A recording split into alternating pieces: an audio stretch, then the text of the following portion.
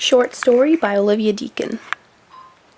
Katerina, turn off that damn computer right now and get yourself in here and do the goddamn dishes. I slammed my laptop shut instantly, hopped off the bed, and scurried to the kitchen. I couldn't upset Father again tonight, not after he's had this many drinks. I cleaned up the rest of them. The sink was clogged, but I didn't want to tell my father, for he'd scold me. I rinsed my hands and went over to Philip. Philip, the sink's clogged. Can you fix it, please? Fix it yourself. I don't know how, I reasoned. Do you know how to do anything, you worthless idiot? He spat at me. He waited for an answer, as if I could give him one. After a moment, he got up from the couch, frustrated, and pushed me to the floor while making his way to the kitchen. At least he would fix it, I thought, getting up from the grimy floor that I would probably be woken up later to clean. At least I wouldn't have to call Father over to fix the sink. Thank you, I muttered gently across the kitchen to Philip. Thank you, I said again, thinking he didn't hear me, but I was wrong. I heard you the first time, you useless bitch. Just go away already. Stop bothering me. Can you just go die already? Like, please. A couple hours later, like clockwork, Father barged into my room, drunker than ever. He brought the broom with him. Not for me to go clean the floors, like I would have so desperately preferred, but another late-night beating was in store. On the bright side, I did fall unconscious after a couple good whacks to the head. So the pain wasn't felt for now. Just when I woke up and saw the puffiness of my bloody eyebrow and lip, and the dizziness that came with the probable concussion, did I realize how badly I'd been hurt after I fell asleep as well. I really need to wash my sheets now. My pillow was stained with red blood from my mouth.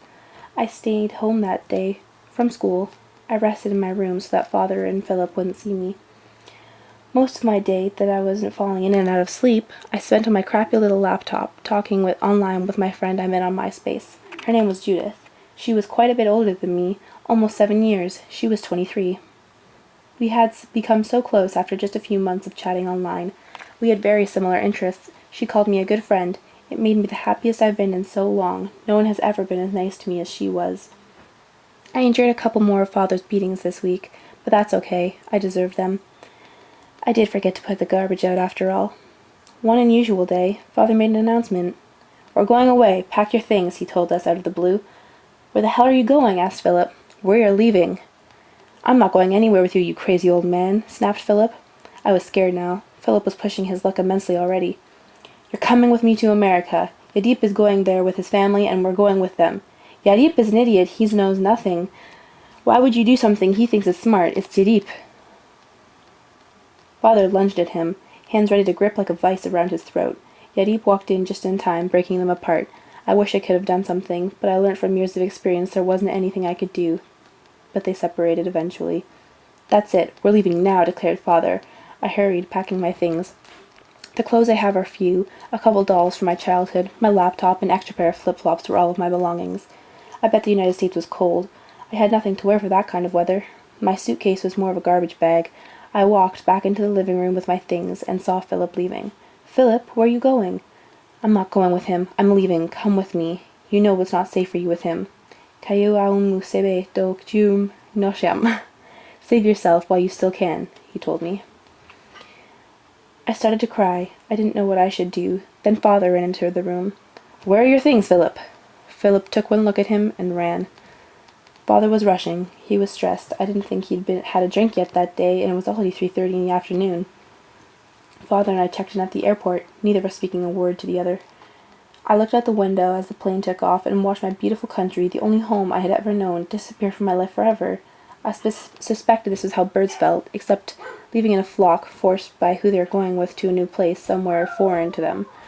Except for me, instead of a flock, I had an abusive, alcoholic, and drug-abusing man who called himself my father. New York. That's where we landed.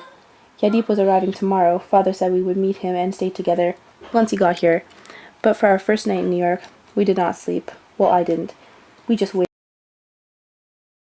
Father slept in the rounded green chairs that were joined together, bench-like, while I used the free Wi-Fi to talk to Judith. Judith, what am I to do? He's crazy. He's insane. He'll kill me. I told her the story. My God, Kat, call the police. Do something. You can't just stay with him in the Big Apple. You'll get abandoned or killed. She wasn't very comforting. I could tell she was nervous for me too, though. She was freaking out almost as much as I was. Come to me, she said. I didn't understand what she meant. What? Come stay with me. Come live with me. I'll take care of you, she started. I couldn't even comprehend. It was too much to take in. Was she really offering me to live with her? Could I believe her? Should I go if she was serious?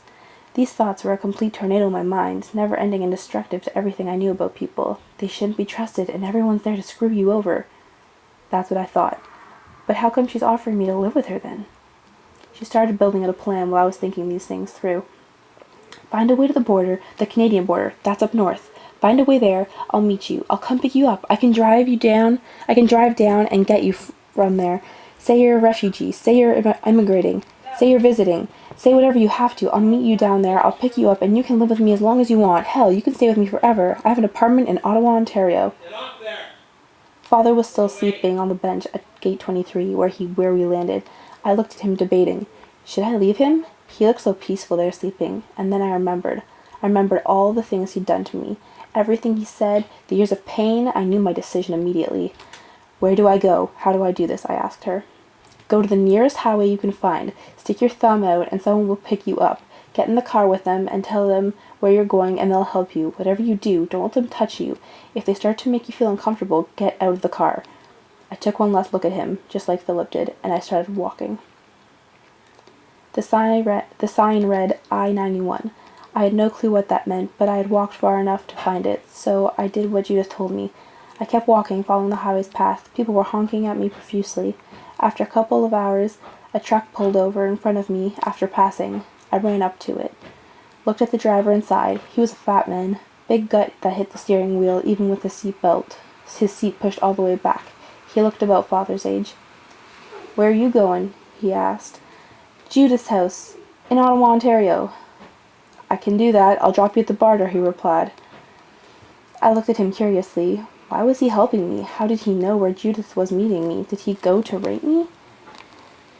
Well, are you coming? Hurry the hell up. Get in already, girl. I opened the door and jumped up to the tall seat of the 18-wheeler. I was quiet for a few minutes. Don't feel like talking? He asked. I don't know what to say, I said timidly. Where are you from? He wasn't giving up on conversation. Belgrade. Where the hell is that? He asked. He sounded like an idiot. He was very loud. Serbia. Whoa, girl, you've come far. Yeah, and I'm very tired from the trip. Oh, all right then. You sleep now. It'll do you good. I'll drive real smooth, not to bump you. I closed my eyes and pretended to sleep. Even with my eyes shut tightly, the tears came rolling down my cheek. All I could do was turn my face into the window and let them fall. Apparently I did fall asleep, and for a while at that. He nudged me awake. I turned over a bit. My leg was asleep.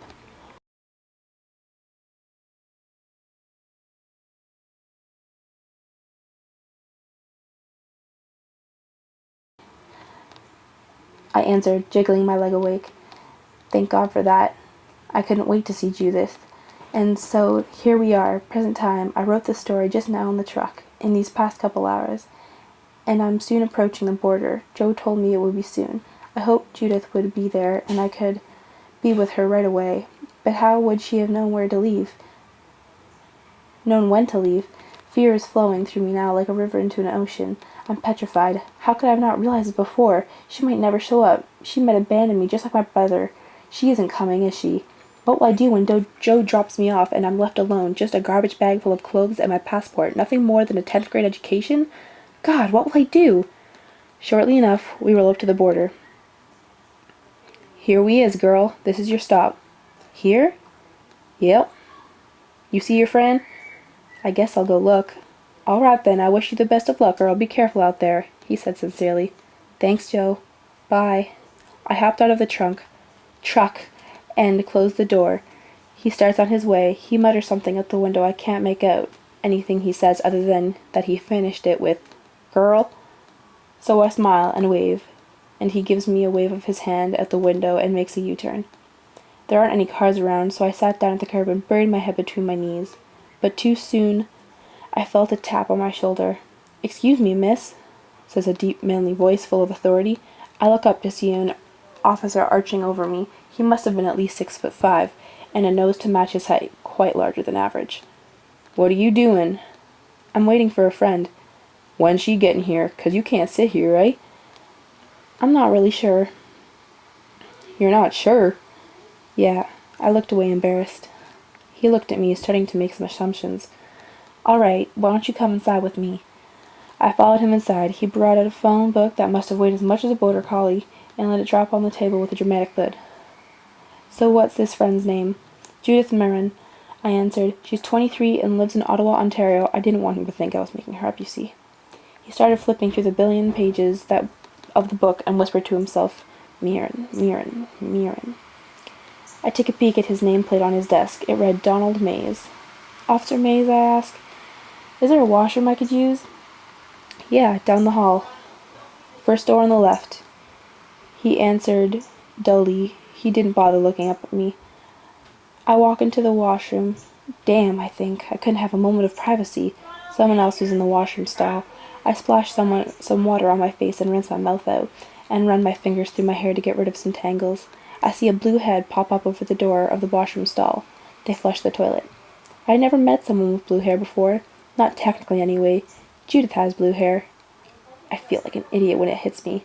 Judith, Judith, I exclaimed, knocking on the door. Katerina, that you, hon? It's me, Judith, come out. I hear a zipper rip up and the stall door flies open. She lunges toward me, open-armed, almost suffocating me with love. I'd never met Judith in person before, but she already feels more like family than anyone I have ever known. She steps backward, releasing me, and holding my face between her two hands, staring me right in the eyes. It's really you! Thank God, it's really you! She says as she hugs me again, and I start, again, to cry. But this time, tears of joy. Tears flooded my eyes, and I couldn't control them. She wipes them away. It's okay, it's all going to be okay now. No one will hurt you now, okay, hun? Don't cry. In the pictures I'd seen of her on the internet, I could never really see how beautiful she was. Her vibrant blue hair like feathers peacock, her lips, fine red line against her pale ivory skin, were like roses in the snow. We half walked, half skipped with excitement over to Officer Mays' office. She found the officer. No need to keep looking, Judith told the officer. We didn't give him time to answer. She ran me over to her car, guiding me with her hand. I buckled myself in the front seat, and she did the same. What now? I asked excitedly. I guess we take you to your new home. I guess so. We both smiled, knowing life for me would change. This time, it would be my life. I wouldn't be father's punching bag or annoying sister to anyone. This time, it was going to be different. This time, I was going to be happy. The end.